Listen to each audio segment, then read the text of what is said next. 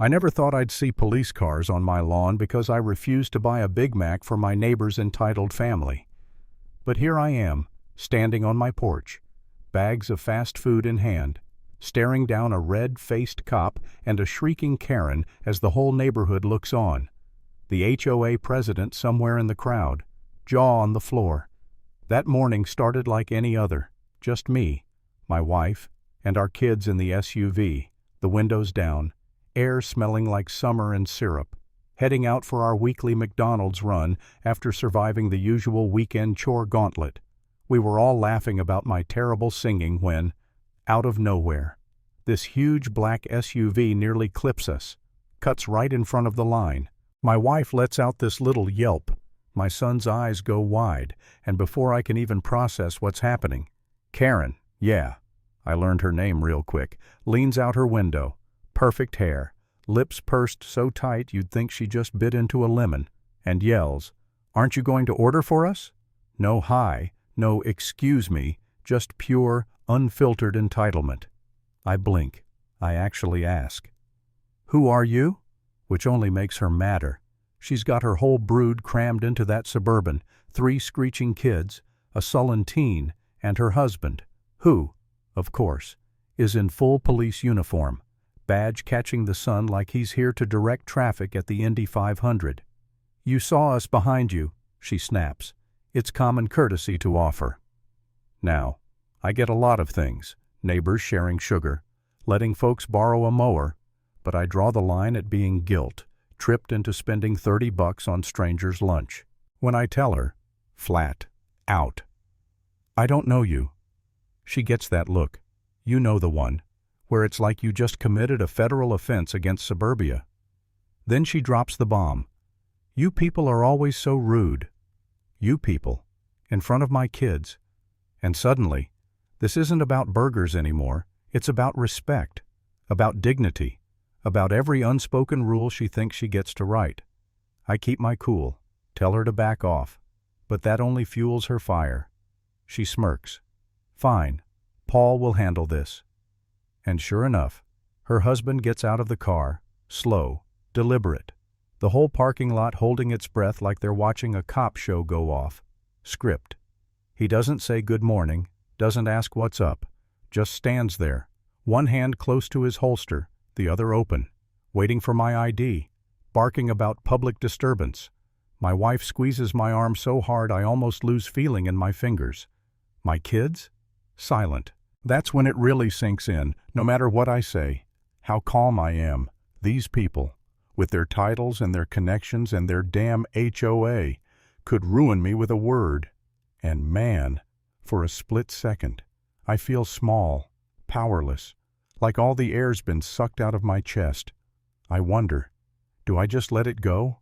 Apologize? Play nice? Hope it all blows over? But then I look at my kids in the rearview mirror, my son's jaw set, my daughter blinking back tears, and I know if I cave now, I'm teaching them it's okay for people like this to walk all over us. So I take a breath, square my shoulders, and ask the one question that turns everything upside down. "Are you responding as an officer or as her husband?" He stumbles, just for a second, his confidence cracking. I flip my phone to record, make it clear this is all on tape, and reach for my wallet, show my own ID, Department of Justice. Not just a badge, but the name that's got him sweating bullets instantly. Suddenly, the bully act vanishes. The crowd's growing. Folks are filming. The McDonald's manager is standing in the doorway looking like she wants to call 911 herself. Karen's screaming has gone up a full octave, and Paul tries to backpedal, muttering about misunderstandings. But it's too late. I lay it out. His intimidation, her false report, their abuse of every ounce of authority the HOA and his badge ever gave them.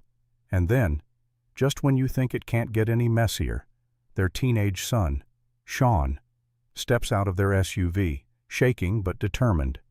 "He didn't do anything," Sean says, pointing at me. "He never threatened us." Karen turns on her son like a viper.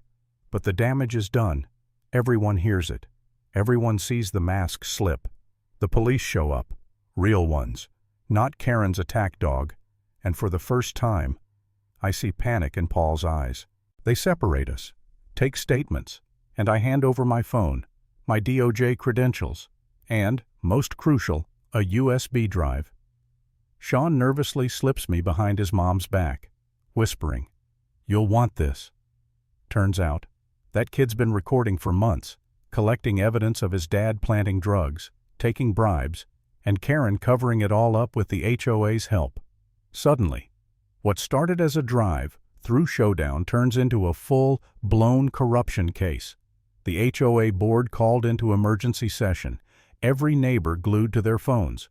Within days, Paul's arrested, Karen's hauled off for obstruction and filing false reports. The HOA president forced to resign after it comes out she's covered for Karen before. The Gallaghers lose everything, their jobs, their standing, their home. The HOA's power shrivels overnight, and every neighbor who glared at me that morning now won't meet my eyes. There's no victory parade, no let's all be friends, just a quiet, stunned neighborhood.